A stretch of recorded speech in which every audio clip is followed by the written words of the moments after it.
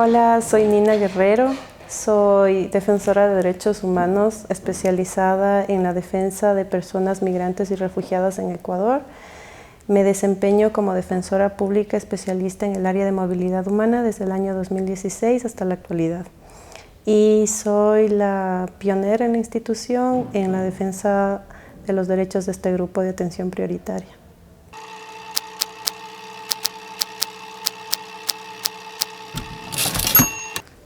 Desde el año 2016 y durante todos estos años de experiencia, puedo decir que los principales desafíos a los que nos enfrentamos las personas que defendemos los derechos de las personas no nacionales aquí en el país, primero es el desconocimiento de la población en general, de quiénes son las personas en movilidad humana que les asisten derechos, que ellos pueden ser y desarrollarse como seres humanos como cualquier otro ciudadano de aquí del Ecuador. Y este desconocimiento no solamente está en la ciudadanía en general, sino también en los profesionales, en los operadores de justicia, de quienes nosotros demandamos la protección y la actuación de ellos frente a la violación de derechos. Yo puedo contar mi experiencia. Cuando yo estuve en la universidad, a mí nadie me habló de lo que era la movilidad humana, de lo que era la migración o el refugio, las personas en necesidad de protección internacional. Eso lo descubrí yo por una autobúsqueda y posteriormente en una formación de posgrado en Flaxo. Y ahí me di cuenta que el desconocimiento es una gran limitante para que podamos hablar o para que los derechos de las personas de movilidad humana realmente se vuelvan efectivos aquí en el país. Por otra parte, también no sé, he llegado a la conclusión de ya no es solamente desconocimiento, sino también es la mala voluntad o la mala fe de las personas. Y me refiero específicamente a los funcionarios públicos que están detrás de estas instituciones que participan en la movilidad humana, como es Migración, como es Cancillería, que otorgan visas y regularizan a la gente, porque a pesar de que ellos tienen normativa, a pesar de que existe aquí abundante información y que ellos por su rol de funcionarios de estas instituciones deberían saber y deberían aplicar, no lo hacen. Eso. Y otra de las cosas también es el rechazo que existe a los no nacionales. Este rechazo generalizado y las creencias que vienen detrás de solo vienen a delinquir, eso sumado con una realidad, con un contexto que ahora afronta el Ecuador, que vienen a quitarnos el trabajo porque vienen por dólares o solamente quieren que todo les dé. Son comentarios que se escuchan a diario y eso no solamente en el común de la ciudadanía, sino también en estos funcionarios de los sectores públicos.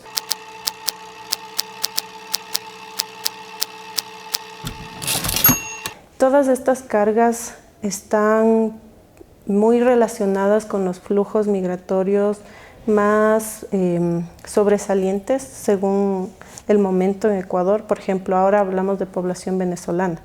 Entonces, no se hace una distinción de hombre, mujer o niño, sino es por su origen nacional. Entonces, es bastante complicado apoyar o tratar de revertir esa idea que se tiene generalizada de que ellos son una carga para el país o una carga para la sociedad.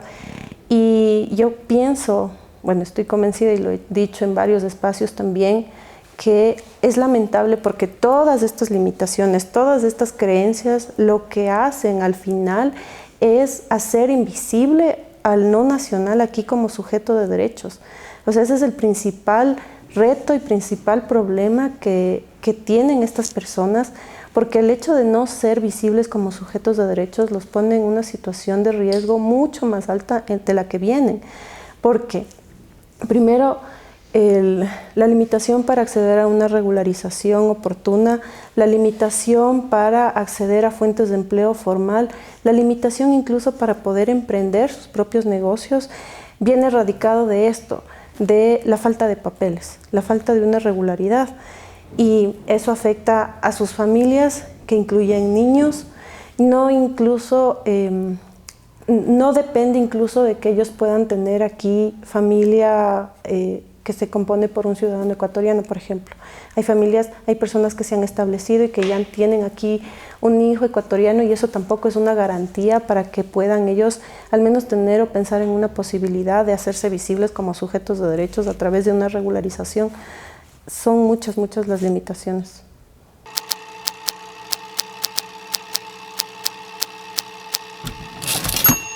Bueno, entre los casos que he llevado o que han llegado hasta la Corte Constitucional, puedo destacar en este momento los siguientes. El primero, sobre las inadmisiones de personas extranjeras en los aeropuertos internacionales que tiene el Ecuador, Quito y Guayaquil. En este caso, los casos llevados por Quito los he conocido yo.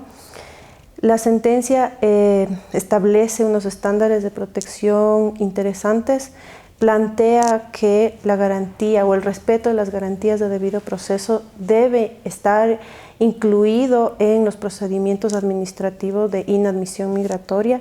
Sin embargo, a pesar de que se dictan medidas de adecuación normativa, de capacitación, tanto para los funcionarios de Cancillería como para jueces y otros operadores de justicia, no se lo hace. Lamentablemente es una sentencia que no se está cumpliendo. Son casos que seguimos conociendo de alerta de la ciudadanía o de llamadas externas, más no de un procedimiento que debería conllevar la notificación en el momento que detectan una posible inadmisión, la autoridad de control migratorio, para que se pueda defender esta persona, para que se determine si en efecto procede o no procede la causal de inadmisión. No sucede eso. Los casos o la arbitrariedad con la que actúa la autoridad de control migratorio sigue existiendo. En estos casos que nacen por la restricción a la libertad y se pueden activar garantías como el habeas corpus, sí puede o sí ha tenido un efecto más positivo desde la aplicación de los jueces, porque ya es más clara la sentencia y los compromisos y las obligaciones que tiene la autoridad de control migratorio, son claros los términos que deben cumplir. Entonces quizá ahí los operadores de justicia o los jueces que conocen no han encontrado mayores retos para aplicar la sentencia. Sin embargo, dentro del procedimiento de inadmisión como tal, sigue existiendo toda la arbitrariedad con la que actúa migración, no se cumple la sentencia. Entre otros casos, están uno de niños, niñas y adolescentes hijos de madres adolescentes venezolanas, que en principio esta sentencia habla de el derecho a la identidad porque se les negó la inscripción por parte del registro civil. Pero más allá de esto, la sentencia lo que hace es establecer estándares de protección para la niñez y adolescencia que viene también de contextos de movilidad humana, como en este caso sus padres. Y otra sentencia muy similar de la Corte que habla en específico de niños, niñas y adolescentes que vienen acá en contexto de movilidad humana. Y se desarrollan principios como el interés superior, no solamente como principio, sino como derecho, como norma de procedimiento, la unidad familiar, el derecho a migrar, de una manera muy integral. No solamente el tránsito, el ingreso, sino desde todos sus aspectos, ¿sí? Y ahí resultaría interesante que todos estos principios puedan ser aplicados por los funcionarios que atienden población en movilidad humana, niñas o niños y adolescentes. Lamentablemente no se lo hace. No se lo hace y voy a poner un ejemplo muy claro. Nosotros, desde Defensoría Pública he llevado solicitudes de residencia permanente por amparo en hermano ecuatoriano, por amparo en padre extranjero residente permanente aquí, de niñas no nacionales que ingresaron de forma irregular. Y parecería muy sencillo aplicar la fórmula que establece la Corte o el principio que establece la Corte de la unidad familiar y el interés superior. Entonces vamos a regularizarles, vamos a darles visas a estas niñas, pero Cancillería no lo hace. No lo hace tan así que las considera evasoras de filtros migratorios y por eso les niegan las visas. Imagínense esto. Entonces son casos que se deben seguir llevando a las Cortes y lamentablemente en las Cortes tampoco recibimos la respuesta adecuada. ¿sí? Son respuestas parciales, porque yo llevo casos que identifico en un periodo de tiempo. El que les estoy hablando fueron 3 niñas de diferentes nacionalidades que sí ingresaron de forma irregular con sus padres, pero siendo niñas, o sea, venían con sus papás.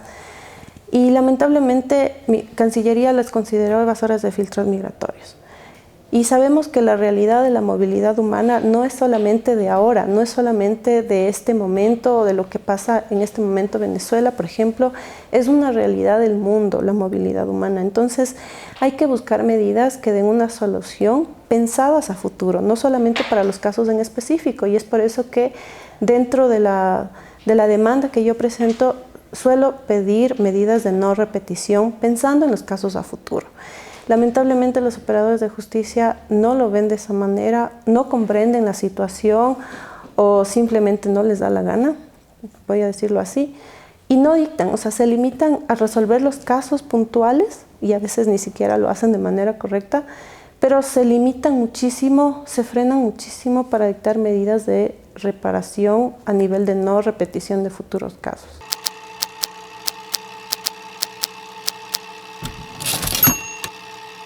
Bueno, y para hablar de desafíos actuales, yo siempre lo hago desde los casos que voy atendiendo, desde las personas que llegan a mí sin voz, y trato de ser yo esa voz que permita hacer conocer cuáles son las limitaciones que afrontan.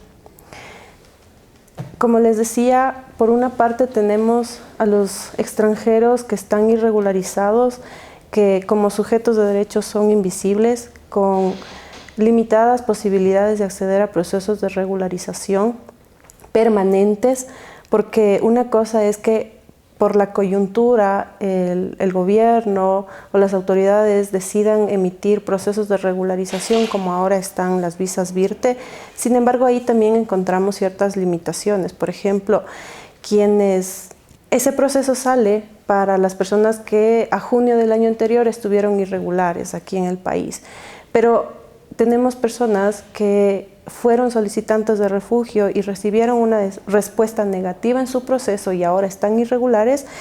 Sería razonable que ellas puedan acceder a este proceso de regularización porque cumplen con todos los requisitos. Sin embargo, el estricto apego a lo que dice la letra de la ley o la letra de los acuerdos o de la normativa que sale para la regularización hace que Cancillería les niegue las visas o les niegue la posibilidad de estar regulares aquí, porque les dicen: no, ustedes en junio del año pasado estaban regulares, esto era solo para los que estaban irregulares a esa fecha, así que ustedes ya no pueden acceder a esa visa. Entonces tenemos muchas personas que están quedando irregulares a pesar de que podrían regularizarse, y se supone que ese es el espíritu del proceso de regularización extraordinario. Por otra parte, tenemos a niñas, niños y adolescentes que a la fecha de la emisión de este proceso extraordinario eran menores de edad y podían ingresar al proceso de visado para niñez no acompañada separada o para personas menores de edad. Lamentablemente, la implementación de este proceso de regularización que estuvo a cargo del MIES ha tardado demasiado, y eso hace que muchos adolescentes ya cumplieran la mayoría de edad y no puedan acceder a ese proceso, no hayan podido acceder como niños o como adolescentes no acompañados y separados, como lo podían o lo debían haber hecho. Lamentablemente, esas personas pueden estar otra vez en una irregularidad indefinida, porque si pensamos que ellos entraron acá siendo adolescentes, muchos de ellos entraron sin documentos de identidad originales, solamente con una copia de su acta de nacimiento que les dieron sus padres en algún momento. Y para acceder a un proceso de regularización siendo mayor de edad, ya no les sirve solamente la copia del acta de nacimiento, sino debe justificar o una cédula o un pasaporte, que son documentos muy difíciles de conseguir, o complicados o costosos para las personas venezolanas aquí en el país. Por otra parte, tenemos ya las personas que en algún momento obtuvieron una regularidad por otras visas, son residentes temporales, es decir, que las visas que tenían eran vigentes por un periodo corto de tiempo, 2 años, y que ahora no pueden acceder a esta nueva porque el proceso dice solamente para los que tenían visa UNASUR o visa Beru, que fue el anterior visa de un proceso de regularización extraordinario. Entonces, el que tuvo una residencia como trabajador no puede cambiar ahora a una visa Virte porque debía tener o Beru o UNASUR. Entonces, esa persona, quizá ahora su pasaporte ya está caducado, no va a poder renovar su visa de trabajo, va a quedarse irregular. Por otra parte, también tenemos las personas que, a pesar de ser regulares aquí en el país, no pueden ejercer otros derechos como, por ejemplo, el trabajo. La realidad ecuatoriana es que más del 50% de la población que habita aquí en el país se dedica a actividades de autosustento. Mucho comercio autónomo y gran parte de este sector de la economía lo hace de manera informal, no porque quiera, sino por todo el trámite o el difícil acceso a un permiso municipal para trabajar como un vendedor autónomo, por ejemplo. Entonces, muchas de estas personas lo hacen de manera informal, pero lo hacen siendo residentes aquí en el país, con su residencia regular. Pero ¿qué es lo que pasa? Que también existen controles de migración que se realizan de manera direccionada a población por origen nacional. Y yo he podido identificar que este control se hace específicamente a población venezolana. No importa si en la calle la Policía de Migración detecta un ciudadano venezolano, le solicita papeles. Si ve que no tiene ningún papel, entonces le notifican con salida del país, le notifican con multas por permanencia irregular. Bueno, ahorita no por el proceso de regularización, pero si ve que tiene una visa y está trabajando de manera informal, le notifican con una sanción que se llama actividades distintas a las permitidas por la visa. La ley solamente lo establece de esa manera, pero trabajar de manera autónoma en espacio público, de manera informal, no es una actividad prohibida por la visa, porque eso es trabajo autónomo y la Constitución lo reconoce. Y además, quien debería sancionar esa actividad es la autoridad municipal, no la autoridad de control migratorio, y ahí también hay un problema porque de esos casos suceden.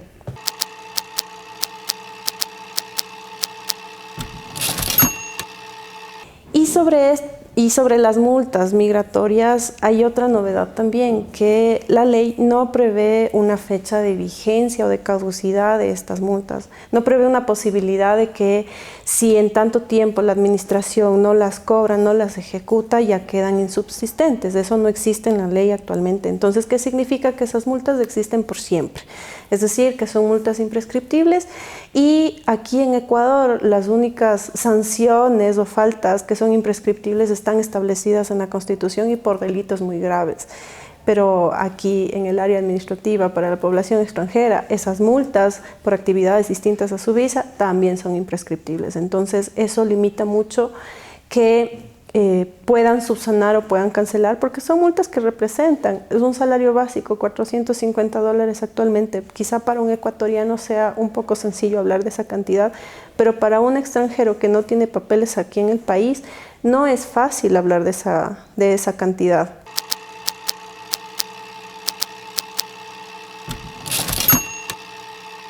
Entre otros de los desafíos actuales relacionados a las sanciones migratorias, también está la previsión legal que existe en la Ley de Movilidad Humana sobre la reincidencia de multas, principalmente de las actividades distintas a las permitidas por la visa. Porque ¿qué significa reincidencia? Que vuelves a cometer la falta una y otra vez.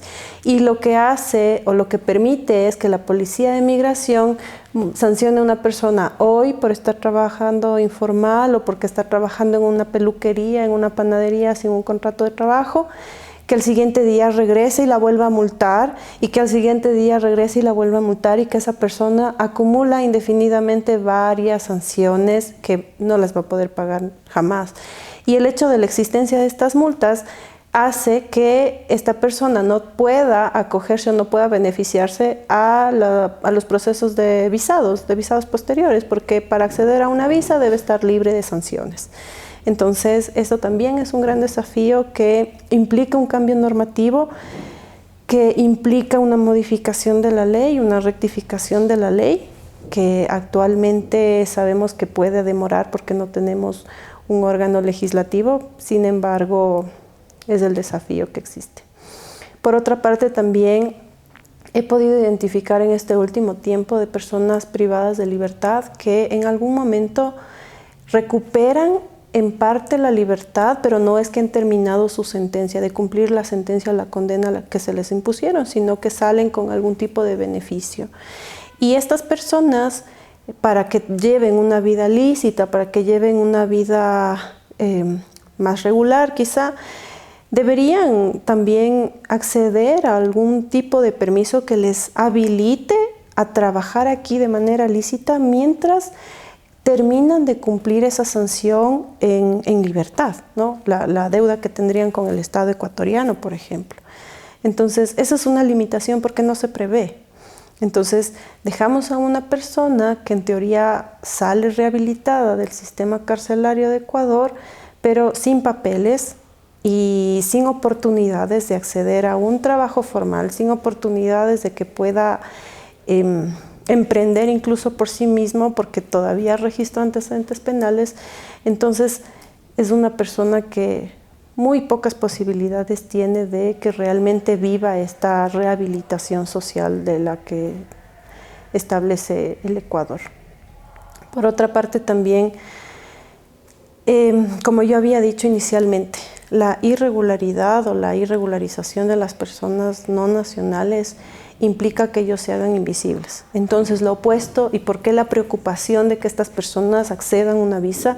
Porque eso les permite ser visibles como sujetos de derechos, como personas, y además es como darles una llave a una puerta que les estuvo cerrada por siempre, porque eso les habilita que ellos puedan ejercer otros derechos en plenitud, como el acceso a educación, como incluso ser sujetos del sistema financiero. Por ejemplo, si quieren emprender y quieren sacar un crédito para su emprendimiento, eso les permite acceder al sistema financiero para que puedan acceder a educación superior y para muchas otras, para la salud inclusive, a pesar de que estos serían derechos que no deberían estar limitados a su condición migratoria ni a su origen nacional. También es muy importante el tener papeles. O sea, lamentablemente la realidad de un extranjero aquí en el país es que si no tiene papeles, es nadie, es invisible para el mundo.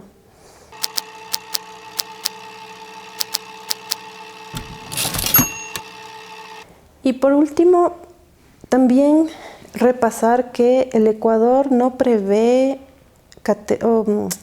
facilidad para que las personas puedan acceder a una visa aquí de manera sencilla.